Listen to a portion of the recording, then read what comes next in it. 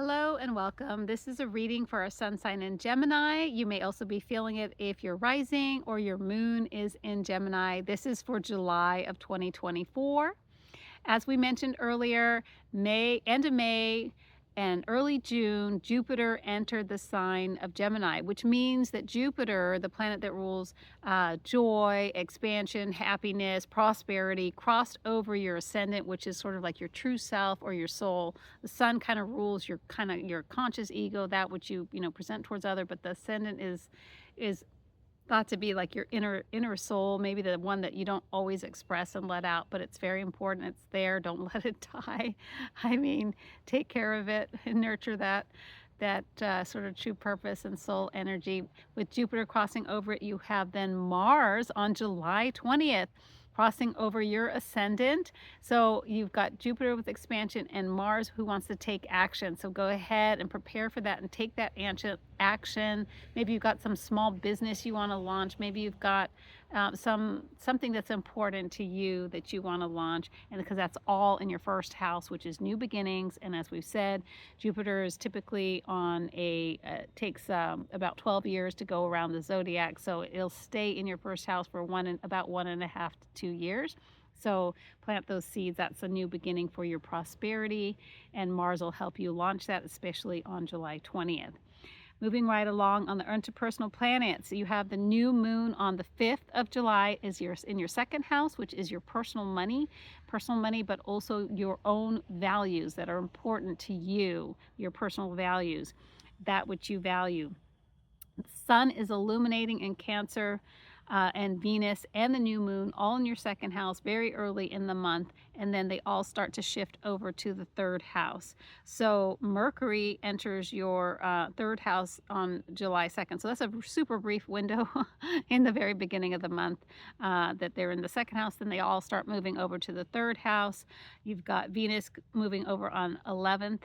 And Sun on the 22nd. So, of course, happy birthday to our Leos who tend to celebrate their birthdays all month. I know how important birthdays are to our Leos. If you have any Leo friends, don't forget them. And so, speaking of friends, third house rules. And with the Sun and Venus there'll be some very loving communication amongst brothers and sisters, or really close friends that you tend to call your sister or your bro. You know, there's terrific if you've ever had any issues between you guys, hey man, this is a good time to resolve that, because you've got that warmth of Venus and Sun that can say, hey, we all really do love each other, and let's get along. Okay, so it's a really great time for that.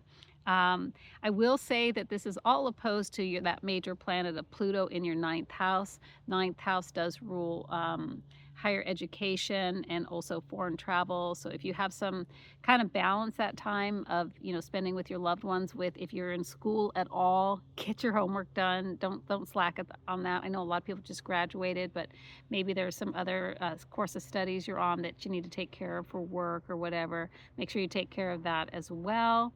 The full moon will once again be in Capricorn, just like last month. So I feel like it's sort of a double full moon, having just been in Capricorn last month, and then it's at the tail end of Capricorn this month. For you, that is in your seventh house, which rules partnership. So there may be some culmination with regards to partnership, either in relationship or at work partners, either way.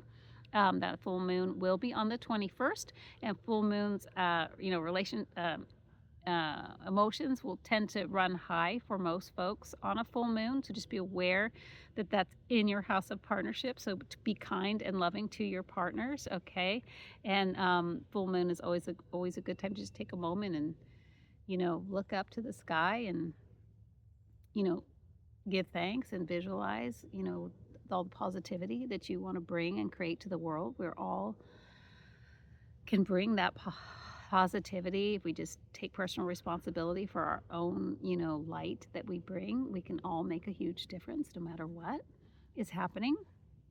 We have Saturn and Neptune in the sign of Pisces, which has been in your 10th house for quite a while. Now, Neptune is going retrograde in the beginning of the month, and Saturn and Neptune are doing a little bit of back and forth dance. in your 10th house, which is ruled position honors. So you may have been experienced for quite some time a really natural sort of position in honors at work.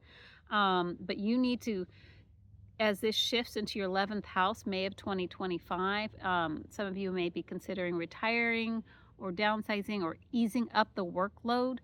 It would be a good idea to think about some of these things because it's sort of being in the limelight has come easily at work, but that's shifting and it's going towards that shift. And just kind of do what you can if you need to change your schedule so you're not doing so much, or let others have that stage, that limelight, and applaud them and maybe delegate a little bit more. Or if you are really considering retiring, maybe it's a good time to retire. Or if you've just been somebody even early in your career and you've been super winning lots of awards or this or that, take the time to maybe train somebody else and show them what you're doing, because 11th house is sort of like the underdog.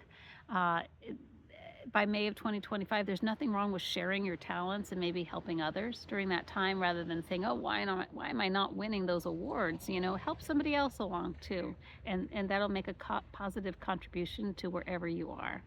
That's it for now. Astro Angel out, and we'll see you next month with love and light.